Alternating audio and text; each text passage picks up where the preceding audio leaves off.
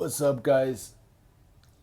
Today I'm telling you the story about when my father passed away, or even better, like, just talk about it in general, like how it affected me and how I still deal with it and how I grew in the trauma. So, my father passed away when I was 11 years old.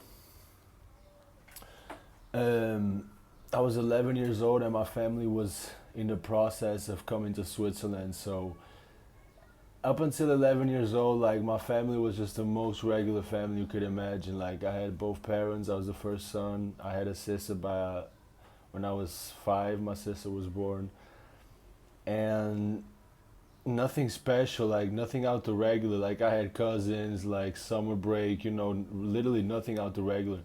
Then, by the time I hit 11, my mother decides, or better said, my family decides they want to come to Switzerland because like we was poor as fuck in Portugal. Like we didn't have money really to pay the bills, and like shit was getting kind of rough. And my aunt went to visit us, and then she saw we was broke, so my family decided to come to Switzerland. But the plan was my mother comes first with my sister, and then my sister starts, I think, kindergarten, and my mom gets a job, a cleaning job as a cleaning lady. And then I stay in Portugal with my pops. I finished my school year. I finished my school year, and then my pops and me come along, and my parents were still married and everything. Like they weren't apart. They just decided that because they rather have me finish the school year there, but they rather my mom already come because just like the price pay, they pay like 3 times the pay that they pay in Portugal. Anyways, so my mom comes with my sister. She's here. She lives at my aunt's house. She's working a cleaning job. My sister's going to kindergarten, I think. I'm there with my pops. My pops used to have a job that he went away for 3 months doing like truck driving. Went all through Europe and shit. And then sometimes I went with him too. But he got a different job so he could like look after me because I was only 11. So I stayed with my pops, and he used to go to work in the morning, and I used to go to school. And then we both like he got out of work at the same time as I got out of school.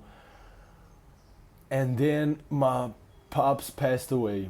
So one day I just come from school, no one opens the door. He doesn't answer the phone. I climb through my room's window, and then I see him laying in the living room. Then we call the ambulance and the whole nine, and my oldest cousin puts me in a room and tells me that they couldn't have done nothing. He passed away. And then so my mom had to get a plane ticket, like emergent, to go pick me up from Switzerland and bring me to Switzerland. She did that, and like she came, I think, in like 2 days or something. I don't remember. I was kind of blacked out. And so then we came to Switzerland, and I started living life in Switzerland as an immigrant, like at 11 years old. And it did a lot to me. Like it changed my whole life. Not only losing my pops, but changing countries as well. Cause like Portugal and Switzerland, like it's both in Europe, even though I don't even know if Switzerland's part of the European Union. But it's both close to each other, but it's still like different culture. And me, like I look different than Swiss kids, so that was a factor. Like I just had lost my pops, and kind of experienced kind of racism too. But to stay on topic, like me having a little sister changed a lot because when we came to Switzerland, we didn't have no man in the family, like no uncle or like no like man that could like support us in any type of way, also not emotionally. So my mom was kind of like doing bad at home. Like she didn't have the nerves for us, and like it was hard for her just losing her husband, and then having to take care of 2 kids in a new country, working a new job, learning a new language. Like all of this was planned with my dad, and then him passing, she's got to do all of this alone, like by herself. And it was really hard for her, and like she was bad at home at times. bad in like like screaming, like fighting, arguing, and just being mad, and like not being able to being loving and caring, of obviously by the circumstances.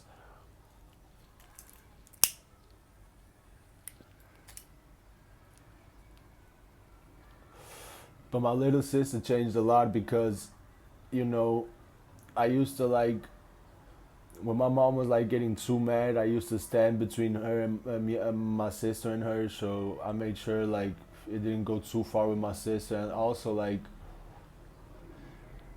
I always felt like my sister was like a reason for me not to feel like it only happened to myself, or like I can't just kill myself, or like go away, because I got a little girl that went through the same. Not only that, but she needs me, like, and I'm going to hurt her if I take my life, or if something happens to me. She's not going to be happy about that. So having my sister kind of anchored me a lot of times throughout the years when I was like suicidal, wanted to take my life, and what I didn't want to do all my life. I always thought, man, that little girl, like, she ain't got no fault for nothing, and like I'm not gonna make her cry even more or even sadder just because I can't get through things. And it was so hard, bro, because I really needed a dad. Like, I was the kind of kid, like, if you told me to do something, I'd probably do it just to get the attention, or just to get like the validation as a friend, or as a like part in the group, or like part of society. Like, I always did everything people told me to do. Like, I never thought about myself, or like if I'm breaking any rules or doing anything wrong.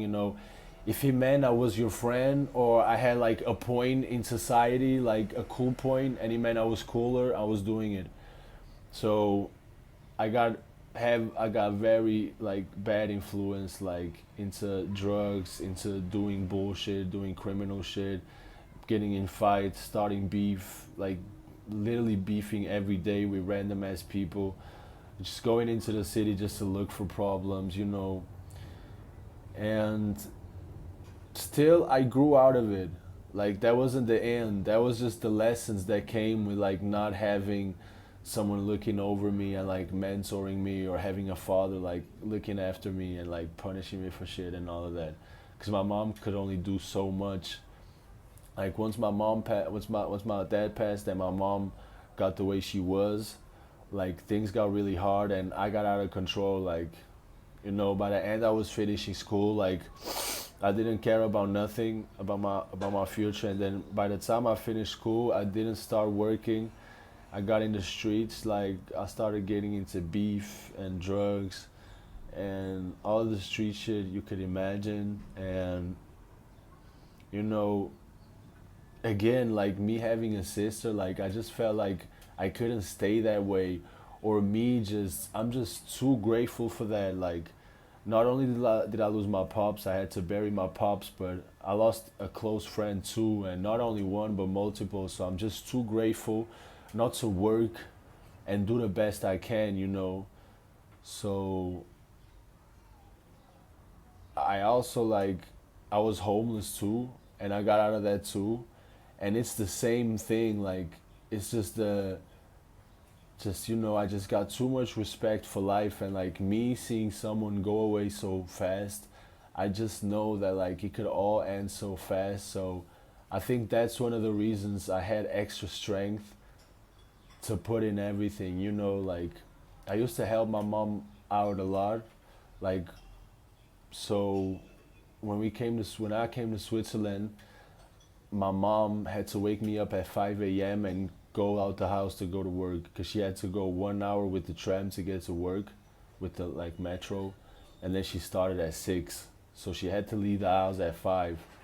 And so she woke me up and she left the house, and it was my responsibility to wake my sister up, give her breakfast, get her ready on time, make sure she brushes her teeth and brushes her hair and does everything she got to do, get her to kindergarten. I go to school, and then after I leave school, I had to pick her up either from the kindergarten or from my aunt's place, and I had to bring her home. Sometimes give her dinner, sometimes give her lunch too, and all this right after it happened. And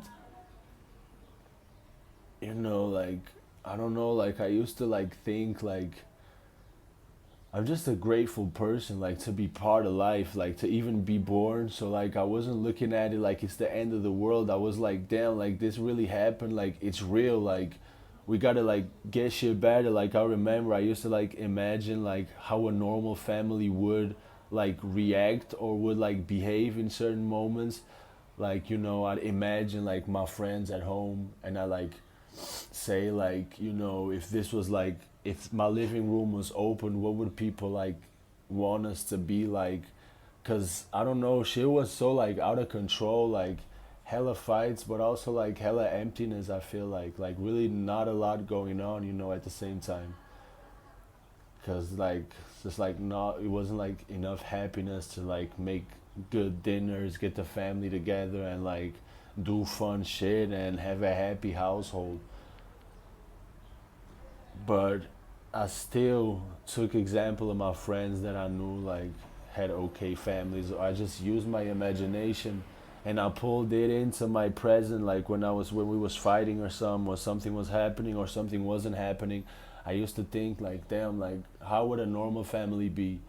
How would a normal family would look like? What would they do? Like, or what would they tell us to do? Like, like try to bring in like presence of certain situations just so I can like get shit moving and start something like.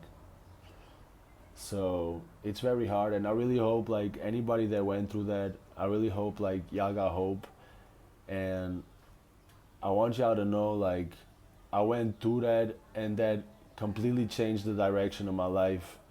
And still I completely changed the direction of my life myself. And maybe I'm at a better position than if I had both parents, because I know a lot of people that got both parents and they in a worse position they mean life, or they just not doing as good. They just like not as courageous. They don't have the balls to like get out the house and do the shit they want to do or have to do for their future or their wishes or whatever they want to do, and have to do certain shit to do it, talk with certain people, like call up certain places, whatever it is. Like, so I know it's not about like having both parents or like losing somebody. It's about who I am and what I am able to do and capable and my potential and what I have the courage to do. That's really what's in question. And that's what I want y'all to know too. And if any like young listeners, if anyone that's young listens to this or hears this and went through the same thing, I want y'all to know that it's not the end of the world. It's really about who it happens to. It's not about what happens. So it's all about how much you can take and how strong you are, how much strength you have, and not how much damage you take. You can get as damaged as you can. It's all about, how good you can heal. That's really that, and get back up. And I got back up really good. I got back up hard and double the strength, double the pride, double the power, and you know, I got my own little place. Like I'm doing an internship, or better said, an apprenticeship, so I could get like good money. I've been working the last couple of years, like I got on my feet, and I changed everything about me. I changed my habits, I changed my mindsets, I changed my beliefs, which is the most important thing. The things you believe in, the things you limit yourself in, or you limit life in, acting like you know life and acting like you know everything and know where everything goes in the end. And I think that's it. Take example in me. I had literally the worst thing happen you could have happen as a boy. Out of all my friends, I literally had the worst. I pulled the worst straw. I had the worst outcome. I had literally the unluckiest thing that could happen to my family. And I'm doing better than a lot of men I know my age that got both parents, didn't went through trauma, didn't go through trauma, didn't wasn't homeless, you know, wasn't as drug addicted or wasn't drug addicted, didn't have to overcome the same struggles, but it's like sometimes, a fighter keeps fighting, and you know if you ain't got no if you ain't got no real fight to fight, or you don't feel like your fight's real, or you don't like appreciate yourself and like give your life worth and your story worth, and you actually want it to have a good ending, so you take responsibility in changing things for yourself and the people you love. Because me, like, I'm grateful for being born. Like, I'm grateful that a woman carried me for 9 months. Like, and that changes a lot, being grateful for anything.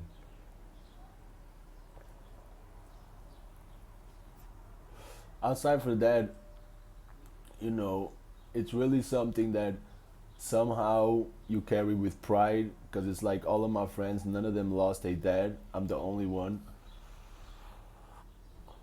I'm not the only one in general, but like from the group, or like, just in general, like it doesn't happen, like it's not regular. So, if you zoom in, like it made me really stand out, made my story like really special. And that's something like that like gave me pride, or gave me like made me feel special. It's like, yeah, bro, like I lost my dad, but I still believe in myself. I can still make it. Like that doesn't take anything away from me. Like I still believe I can make it. Even though it's gonna be harder and I'm gonna have to learn a lot myself. Still, it's doable, and I think that's all. I hope everyone out there that lost a parent, you know, hope you know that if they really loved you, like they still with you in spirit or with you in presence, and the love's still there, and the care is still there, and you're supposed to be grateful to be born and be alive and take advantage of another day and do the best you can with what you got. And think there's people that don't even get to meet their parents, and you too could have a good influence in another kid's life, because I'm sure there's another kid saying they hate their parents, or their parents don't really love them, and there are still parents that are emotionally distanced from their kids, and they don't really get like closure and get close to their kids emotionally and psychologically, so they really can raise them up even psychologically and emotionally, not just generally raise the kids up, but really, close up and really hold their hands through their childhood.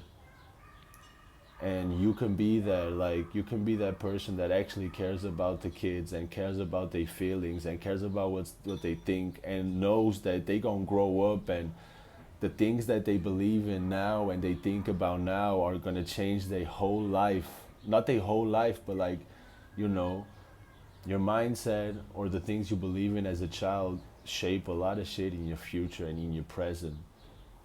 So by you motivating another kid and giving them like real love, connection, and care, and like telling them good things and motivating things and show them your story, you can help these kids, because there's a lot of kids going through the same nowadays, and it still happens. So the more we come together and the more we talk about these things, these hard things, the more we realize that we're not alone. And it hasn't got to be that hard or this hard. We can just get together and hold each other and give each other love and make each other feel safe, and that it's okay, everything that happened. I think that's all, guys.